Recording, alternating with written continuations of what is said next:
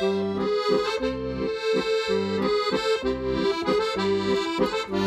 morning. Good afternoon. Good evening. Or whatever time you're listening. And you're listening to... Listen very carefully. The podcast for people who love all things Allo'Allo. So, let's begin. I'm Kim Hartman, and I played the part of Helga. I'm Guy Siner, and I played Lieutenant Gruber. And I am Richard Gibson, and I played Herr Flick.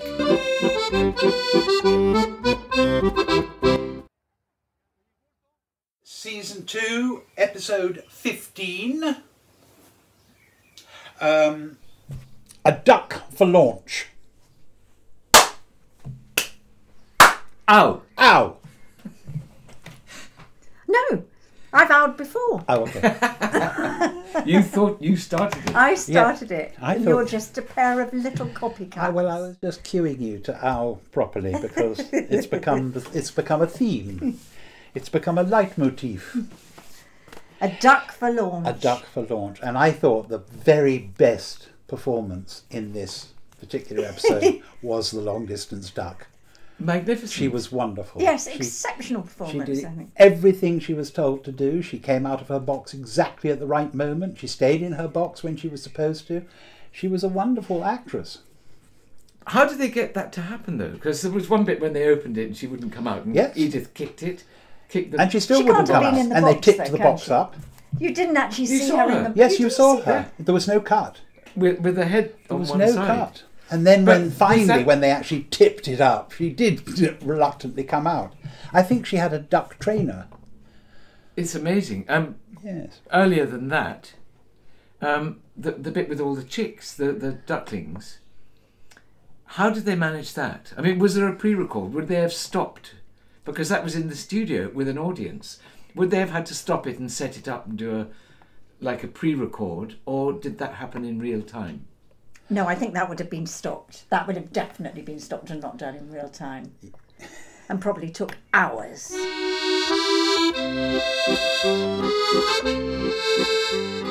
I have a theory, which both of you completely disagree with because we were talking about it after watching it. This was part of that long 26 episode series. And I keep noticing that with each batch of episodes, or with each episode in the last few that we've done, they often have a slightly different flavour. And I have a feeling that David would have got some of the new writers, who they were going to employ later, tried them out on the odd scene or work with David or Jeremy to see if it worked. And there's some of those people might have been writers that they didn't use in the end. But I wouldn't be at all surprised if it was a sort of audition process. No, I don't agree at all. I know you don't. Because I just remember them saying, oh, how happy they were when they got to the end of the 26 episodes. And, you know, how exhausting it had been for them. And as far as I am aware, towards the very end of the whole 26, on something like 23 and 24 or something, they got in different writers. John Chapman. Just as an experiment to carry on into series 6, 7, etc. And they didn't actually follow it through. No, they didn't, because in the end, Jeremy was still writing, but he wrote with Paul Adam. Paul Adam and John Chapman wrote some of those. And John as well. Chapman wrote a couple with his partner, didn't he? No, he with only his wrote writing one. partner. Oh, was You it see, only we one? could always argue about this, but I think if you went through all the credits, you'd only find that he ever wrote one. Right. No, with a partner. I don't know for sure. I'm quite happy to. But surely any writer who had had their work used would have wanted a credit. Yes, and I haven't noticed this thing about the different flavour to the extent that you have. I think they were just trying different things Maybe. and trying to get a bit more variety into it, because they had this yawning great stack that they'd got to write. So Yes, they were, yes. trying to think of something Of else plots rather than go and- round in too much of a Yes. circle. How many episodes into that long series is this? This is 15. Which is episode 15? This is It's the series 15th one 5, so- of 26. So it's number 2 of block. They Of cut the it in second half, half, didn't they? yes, So they had yes. 5A and 5B, and Yes. this is episode 2 of 5B. Yes. Right, so they've got quite a marathon ahead. Yeah. And it was also, they were sort of, I know they were always writing to order because they were writing for a BBC series, but this, they were writing basically for America. Yeah. Because the Americans were paying for it.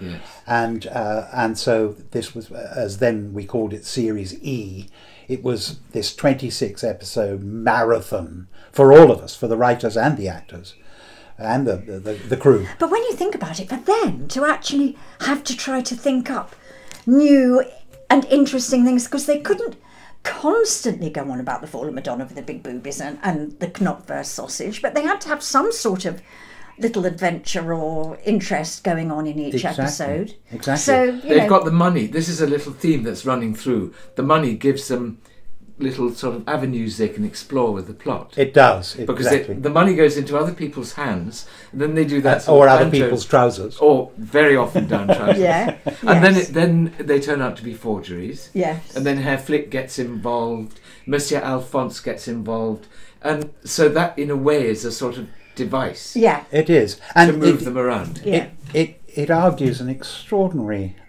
inventiveness for just the two of them to have come up with so many themes and storylines. Yeah. When you think, I think we've said this before, but in America there would be maybe 10 writers 20. with assistants, 20, possibly yeah. 20, to write 26 episodes. And they would all be coming up with ideas, and there would be a showrunner who would put it all together. And they have one person doing, a team doing dialogue, a team doing plot, Yep. a team doing continuity. And here we just have two people who came up with everything. Unbelievable. Extraordinary talent, extraordinary ability, and extraordinary inventiveness. And how they must have laughed at, as they were sitting there and decided to have, for example, you, Herr Flick, as a fishmonger, and von Smallhausen as your wife, and I have the winkles, I have the winkles, and then von Smallhausen says, I have the crabs, I have the crabs. Impersonation number one. But how they must have, oh goodness, I just think, because we know that they sat together and just threw these ideas out, and I bet that was a Jeremy one, wasn't it? Yes, and they recorded them. They recorded them and they did the voices and everything, and those tapes exist. Imagine what they would be worth. Gosh. They exist? Oh yes. Do they? They're banks and banks of tapes, and that's how they used to write Are You Being Served as well. And they would be falling about, and they'd be doing the characters as they wrote. They'd be doing the voices. We could have done with them on here And to why help out with the impression. I was going to say, why have we as insiders never been allowed to hear any snatches? I have of heard this? them. Oh, you have? But they were better than us. Of course they were. They did the voices better than Well, us. they would do, wouldn't they? Do your von Smallhausen again. No, I'm not Go going on. to. I'm going to do von Smallhausen when he heard that Himmler was on the phone. Oh yes.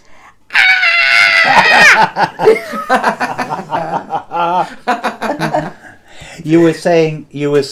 I think in last week's pod, or the one we recorded yesterday, you were saying about how once we'd done a series, they were writing for us. Because, Yes. as individuals, Flick was being written by them for Richard Gibson. With the person's voice. Yeah. With their voice your voice was singing in their minds as they went. So that would have made what we were just describing, the joy of them writing together, even more glorious, because they would have thought, this is how Richard will sound. Yes. when he does this moment. And more importantly, this is how John Louis Manson was. Yes. But that interrogation and the banging on the head, that was another that level. It was so lovely. funny, wasn't it? And I loved the way he reacted. I mean, it wasn't terribly big, was it? It was just like, oh, ow. Like he And was used little- to it. You mean. Yeah. But I love the idea which of of putting course on the he helmet. was. Maybe. Then maybe not.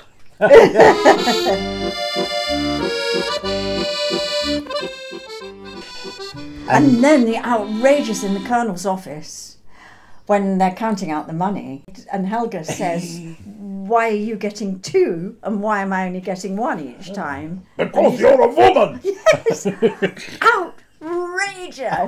But it's about the Colonel. It's not about the views of the writers, isn't it? It's about the Absolutely Colonel. not. It's about the Colonel, and it's about poor Helga trying to... Can I do it? Assert Yes. her rights. Okay, you be the Colonel. Why are you getting... What? No, you say, why are you giving me only one? Oh, you want me to be Helga? Yes, and I want you to be the Colonel, and then I'm going to do your punchline. Or you can do it. No, I'll just say, Colonel, why do I only get one? Because you're a woman! A woman with a big mouth. Yes, that's right. That was my Helga impression. A woman with a big mouth. I'd forgotten that. So that was the payoff. That was the payoff. Two for you! And then we got Christopher Gray back, didn't we? Do you remember? Yes. What, back? Had we had him before? We had him before. I did something with him before. You had a flirty moment with him. Moment. Did you? Yes. And he fell for you in the town square, but he played it so beautifully, and we talked about him in another pod. And he's back with a lovely little... He's back, rather sweet, popping his head round the door, saying, "While you're counting money, could you possibly include me at all?" That's right. and then, "You could be sent to the Russian front." No, all right. "I have a medical condition." He said, "What is that?" "My memory." Okay. What were we talking about? Yeah, that's right. Yes, it was nicely played. And Michelle had another one of her hissy fits. She's getting a little bit She is antsy, assertive. Yes, it was another one of those. You can't imagine how hard I have to work. I'm trying to fight this war, and all you're talking about is conserving ducks. That's right. Duck welfare. Duck welfare. That's right. I love the idea of the duck with postnatal depression. Yes. By the time it reaches Calais. Yes, and René gets all sentimental about the duck, doesn't he? Yes. Yeah. But that's those little details of real life that make their writing stand out so well. It's odd, isn't it, that René should have got sentimental about the duck, because he's usually the first one to want to put them in a cooking pot. Yes. Yes. Or say while you're ordering one, order several more, and we'll put them on the menu. Yes. But while he was doing it, I wondered if it was a ruse to get round Michelle of the Resistance, for he didn't really mean it. He was doing all that to twang her wire, so to speak. Maybe. Why would he want to do that? To make her cooperate. Oh, right, okay. Because she's distracting him with all this microfilm stuff like that. And she doesn't care about the ducks. He's got to deliver the microfilm, hasn't he? Yes, and he's got to stick it on the duck's leg with a corn plaster. Corn plaster. Why a corn plaster? I suppose because it's a little cylinder. Yes, It's a little cylinder. It's a microfilm. It's a piece of microfilm. So it's a micro dot. It's a really. microdot. A microfilm is actually a corn link. plaster. It's a microdot. Yeah. But a corn plaster has a hole in the middle, doesn't That's it? right. To put I see. To put So the the microfilm microdot would. into the... So it doesn't get Gosh, sticky. you see, I didn't get that. It wasn't quite thought through because it's all very carefully they meant planned. a micro dot, because they used to have things like a full stop and under a microscope. That's you could right. read Yes. But I love the idea of when she produced the package on which was the stamp, under which was the microdot. René assumed that it was the whole parcel being sent, and he said, "You'll need an albatross. You'll need a long-distance albatross to take that across to England." Yes. But And then she had her hissy fit. She threw the sponge back in the bucket and Stalked off. started to march off. And he said, "But what about my windows?" And she said, "Screw your windows." Yeah. But with the postage stamp, they've forgotten that she's actually the postmistress in the next town, isn't she? But that's probably why she came up with this ruse of the postage stamp. Yes, of course. Yes, She I had would free think access to postage It's a character stamps. moment. Yes, it is. This October, we will be appearing live in our Listen Very Carefully stage show In Guildford? Salford? and Shrewsbury. For booking details, go to fane.co.uk. That's F for Fanny A for Alphonse, N for Nouvion. and E for Engelbert. Oh, Carmen's hat. It was a fruit stall. It wasn't a hat. It was a fruit stall. Sheena Napier. Thank you, Sheena Napier. Fruit store. Absolutely Sheena Napier perfect. again. Thank you, Sheena. And it was only alluded to very subtly, but there it was. You couldn't miss it. You could see it from space. I thought more than ever this episode, and I don't know why, but how incredibly naive and trusting Madam Edith is. Oh, I know. It doesn't matter how outrageous whatever's happening that she witnesses, and she says, René, what are you doing?" And he comes up with the most absurd excuses, and she always believes him. And even look into my eyes. Yes. No, let me look into your eyes. I can tell you, he's really shifty acting. Yes. Yeah. That was actually, again, he did that very cleverly, because the way he looked at her, he was so obviously lying. Yes. And then she said, "Oh, obviously you're telling the truth. That's right. I believe every word you say." Yes. It was just very cleverly played. Yeah. And they graciously avoided doing a eyes going in different directions joke, don't I they? thought that was going to come, actually. Because they usually manage to put in something about golden squid. Which eye do you want me to look at or something? And you once said, you have lovely eyes, especially that one. Oh, but then she blew him a kiss as she walked out of the cafe, and he caught it, and then she closed the door. He threw it on the floor. Horrid. Yeah. Horrid. And there was a little set watch, wasn't there? We had a new piece of set we'd never seen before, with two wardrobes and a grandfather clock. Various wardrobes and a grandfather clock, out of which girls kept appearing and grabbing him. Finally, Mimi inside the grandfather clock, and she was small enough to fit in it. Do you think they made that specially so that to be the right size to Sue? Yes, I'm sure they did. Yeah. They make quite a lot of bits of set to suit Mimi Labong, don't they? Or the airman. Did anyone enjoy Monsieur Alphonse and the hairdo? Would anyone like to speak of this? It. The hedgehog shampoo. But before that, he did his moustache. Can anyone remember what it was made from? Madam Edith had said, you smell very fragrant. And he said, well, thank you, I've just been to the barber's. And I have had my moustache restyled, waxed with badger oil. Badger grease. Badger grease, was it? Badger grease. And rose water. Rose petal water. Rose petal water. Badger grease and rose petal water. And then he said, I've also had my hair styled with shampoo with hedgehog shampoo. Extract of hedgehog.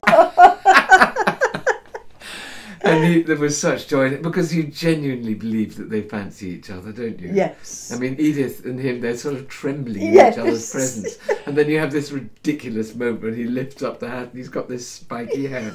It looks like a sea mine. It's all right until I hear a car and then the hair rolls up into a ball.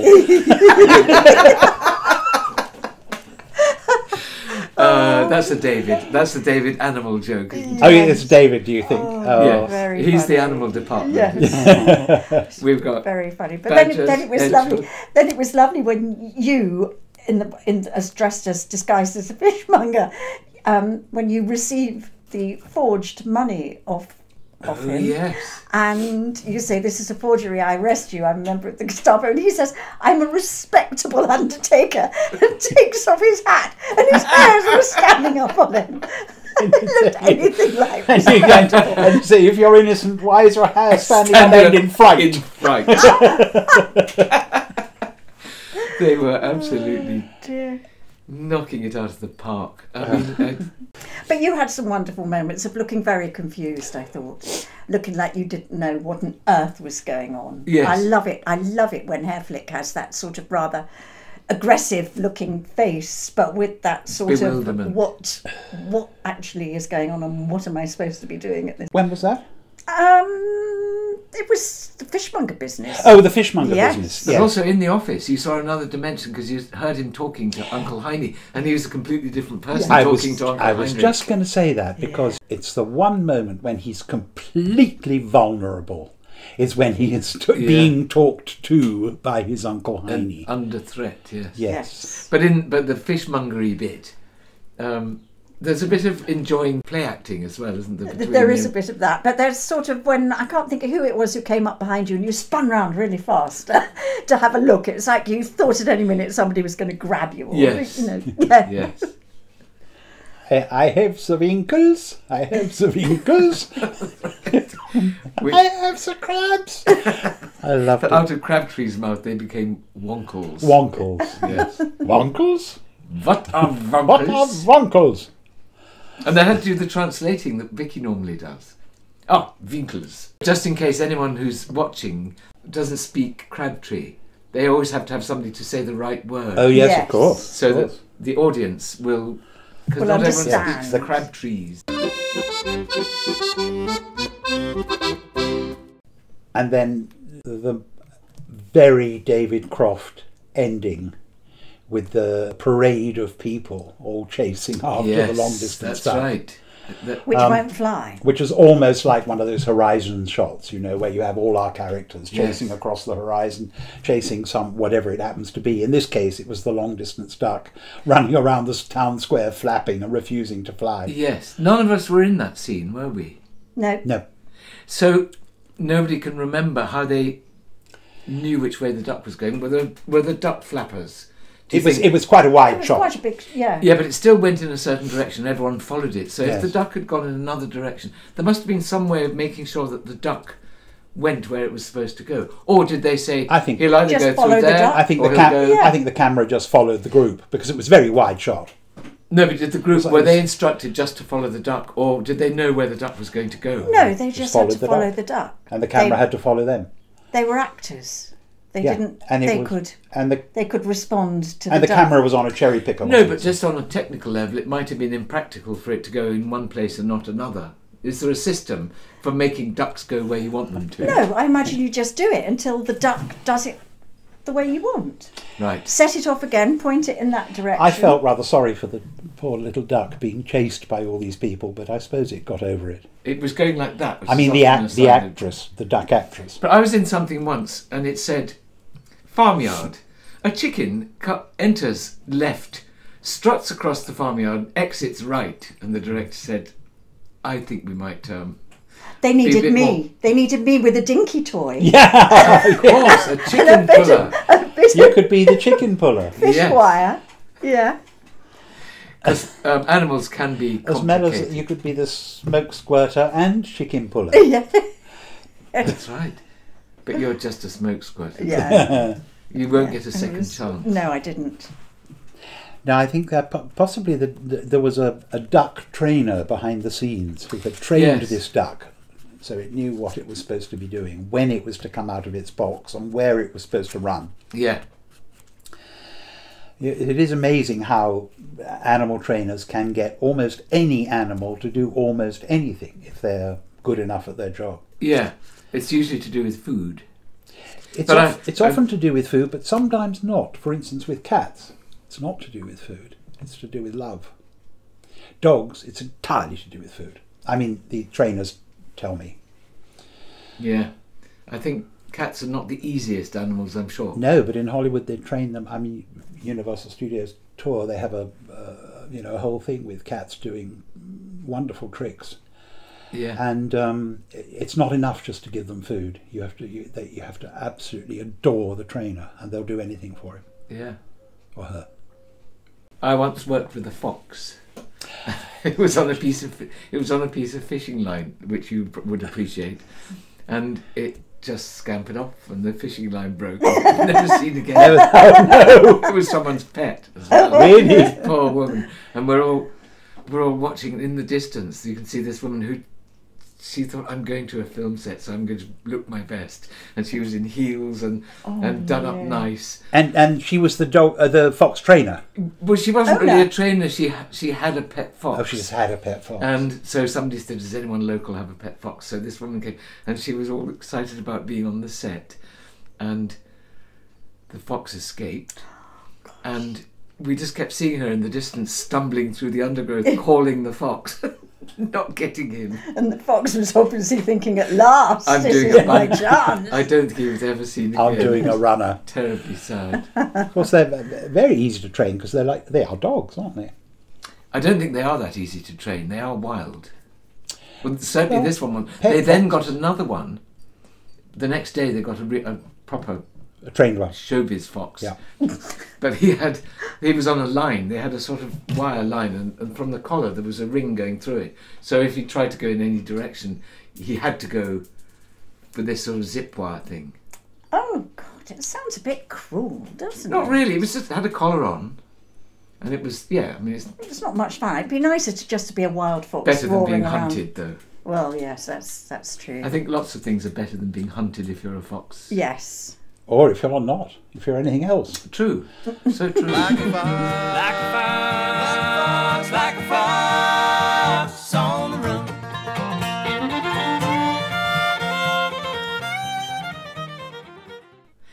Covered everything that's on here. Possibly a letter and we're done. Except I had a boring set watch, which I'm not going to show it. I'm going to spare that this week. your spared set watch. You've said the set watch. Oh, there's another. There was another one in Granny's bedroom. I knew I'd get it in. That was a sneaky way of getting it in. Sneaky way of getting it in. It's got a big gable roof, and normally it's only sloping one way. Oh yes, that's true. I didn't notice that. Am I a real geek? Is that a That's sign of a real interesting. geek? A bit of a set geek, but we knew that.